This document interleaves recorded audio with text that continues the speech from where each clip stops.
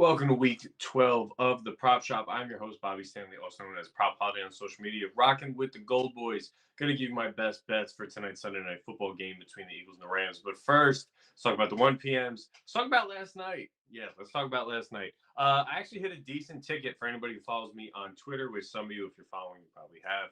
We went Scottie Pippen Jr., double-double, Russell Westbrook, double-double. $20, paid $2,200. It was that kind of ticket. These are rare. They happen 2 to 3 times a year if I'm lucky, but it was a good one. I gave it out on Twitter. I gave it out in the Discord, obviously.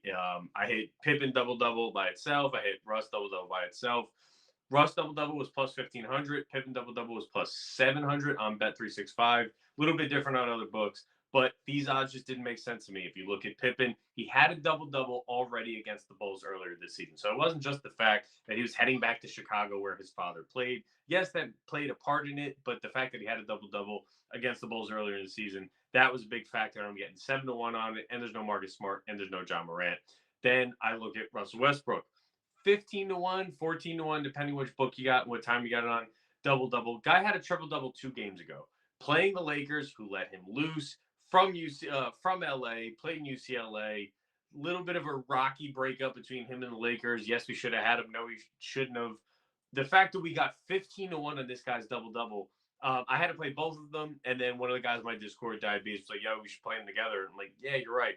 Threw $20 on it, shared it on Twitter. $20, $2,200, your Christmas is paid for. So how you doing? Good time. Let's look at the 1 p.m. games.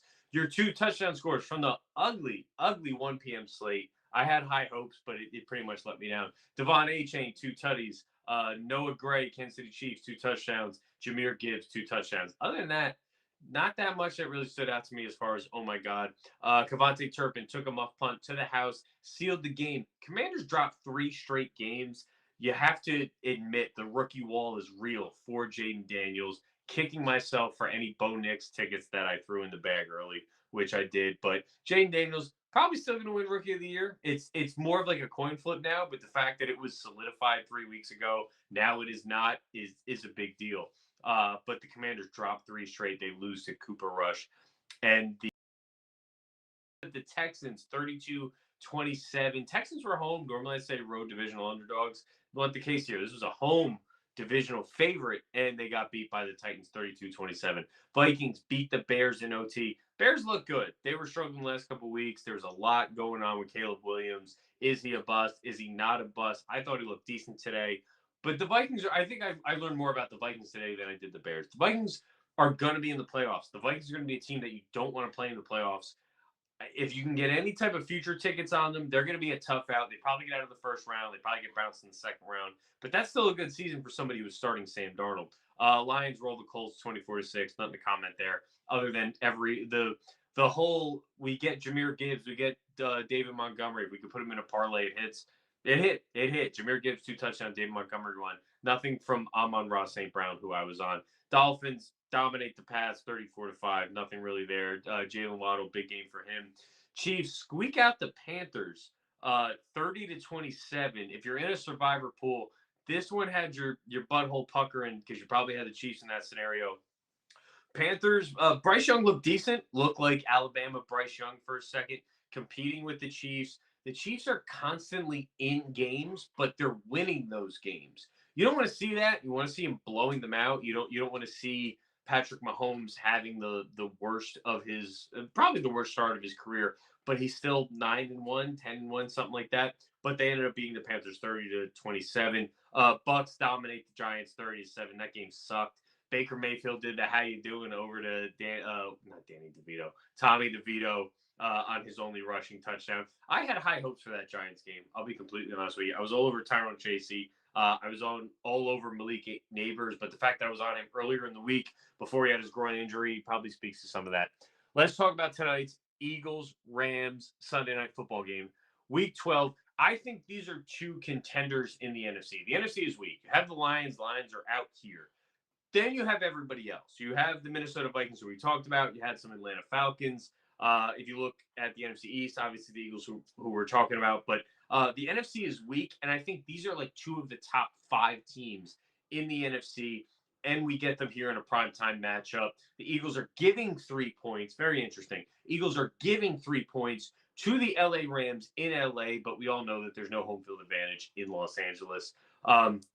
Both teams have shown potential in this muddled NFC while flashing glimpses of like, oh shit, we're a real contender. That's kind of how I feel about those. There's flaws, there's top peak moments for these teams, but the flaws are still there. The top peak moments kind of outweigh them. For the Eagles, they won 6 straight games. They sit atop the NFC East even further now that the Commanders lost. So they're kind of solidified. I don't know if that plays a factor in this game, but they really have nothing. If they lose here, they're still first in the NFC East.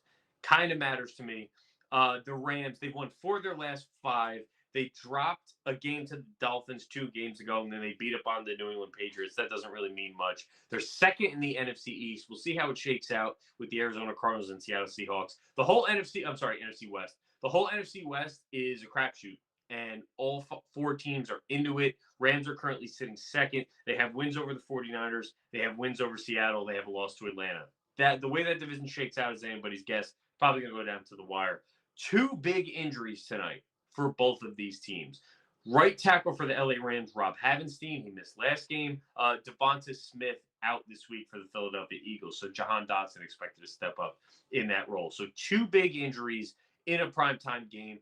They've done it when there's no New York team in the primetime slot. They've actually done a really good job putting these games together. So we got the Rams and the Eagles on Sunday night. Let's go to my first play of the Sunday night football game. Matt Stafford over 1.5 passing touchdowns at plus 110. If you can get this at plus 110, it's minus 120 on Bet365. So the fact that I saw a 30% swing felt like good value for me right out of the gate. Stafford has hit this in 3 of his last 4 games. Looked like a different quarterback when he has Kupp and Nakua in the lineup.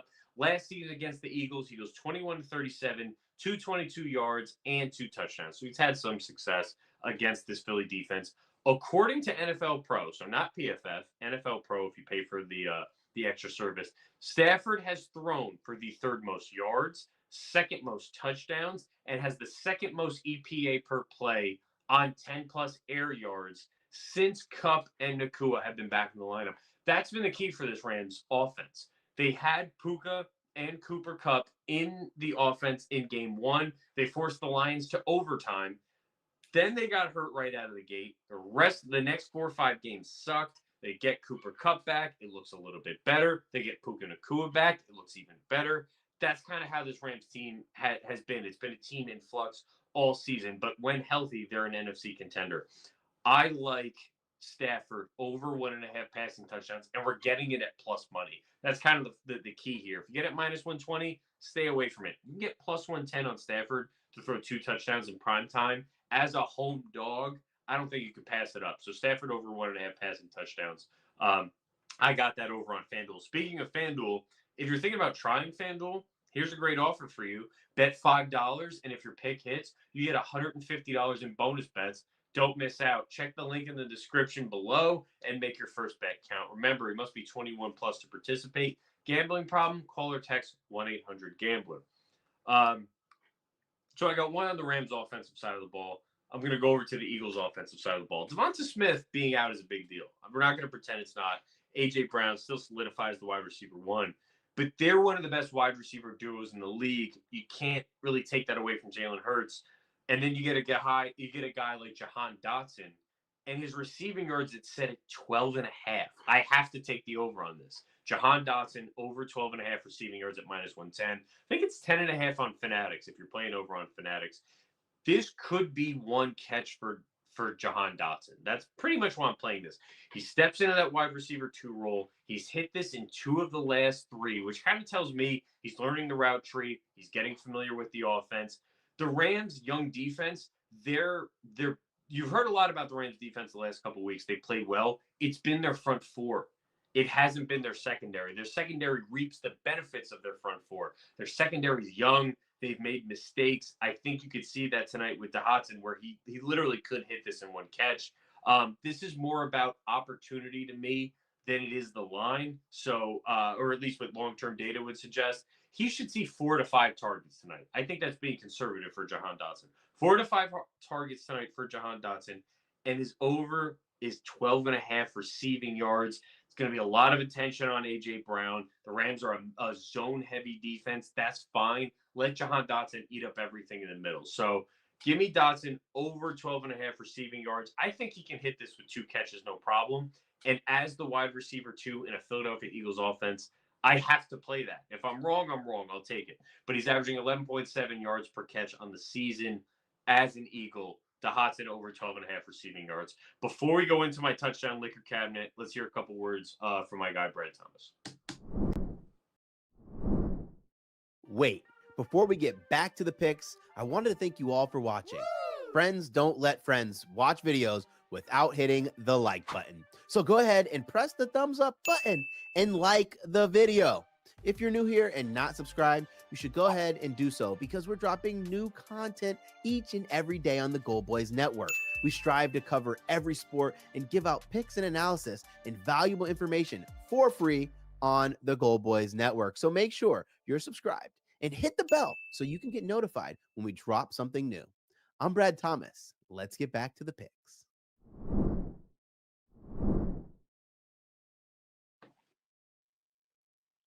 Touchdown liquor cabinet, which is everybody's here for. We go top shelf, mid shelf, well vodka. Right out of the gate, top shelf. I'm getting A.J. Brown at plus 125.